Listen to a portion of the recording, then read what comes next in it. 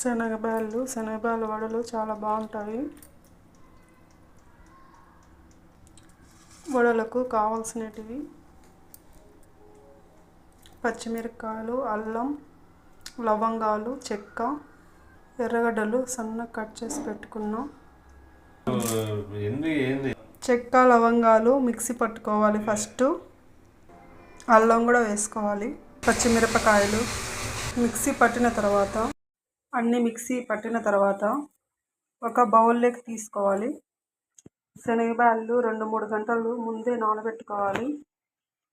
ఇవి కడిగి వాటర్ అంతా తీసేసి మిక్సీ పట్టుకోవాలి. ఇదే మిక్సీలో వేసుకోవాలి. ఇలా పట్టుకోవాలి. ఎక్కువ నున్నగా లేకుండా బరగ్గా ఉండేట్టుగా పట్టుకోవాలి.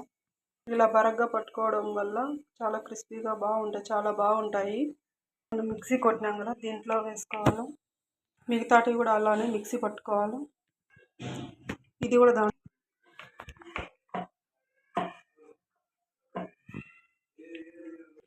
సాల్ట్, కట్ చేసినట్టు ఎర్రగడ్డలు దీంట్లో వేసుకోవాలి.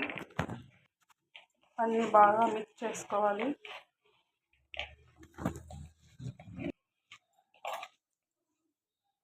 కరివేపాకు కూడా వేసుకోవాలి. బాగా కలుపుకొని ఆయిల్ వేసుకోవాలి.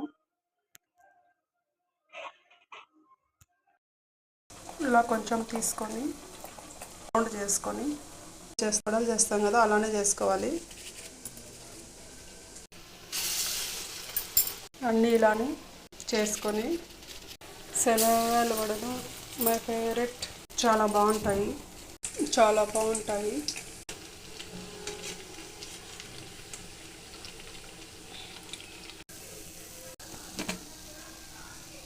మీరు కూడా ట్రై చేయండి, చాలా బాగుంటాయి.